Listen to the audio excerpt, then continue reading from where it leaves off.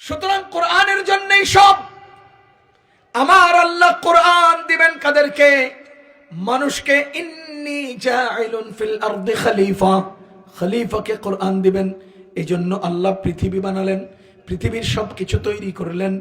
কোরআন গ্রহণ করবেন কে? মুহাম্মাদুর রাসূলুল্লাহ সাল্লাল্লাহু আলাইহি ওয়াসাল্লাম। এজন্য যাকে আল্লাহ কোরআন দিলেন তার মূল্য সবার চেয়ে উপরে উঠাইয়া দিলেন। যেই ফেরেশতা কোরআন বহন করলেন তার মর্যাদা সকল ফেরেশতার উপরে তুলে দিলেন।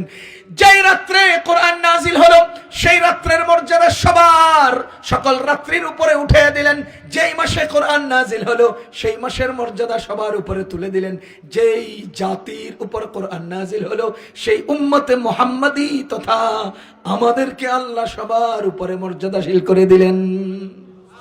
সুতরাং দাম আমাদের জন্যে না আমাদের দাম কোরআনের জন্যে?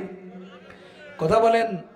আমাদের দাম কোরআনের জন্যে। আমাদের জিবরিল আলাইহিস সালামের দামও কোরআনের জন্যে, শবে কদরের দাম কোরআনের জন্যে, রমজান মাসের দাম কোরআনের জন্যে, মুহাম্মাদুর রাসূলুল্লাহ সাল্লাল্লাহু আলাইহি ওয়াসাল্লামের দাম কোরআনের জন্যে।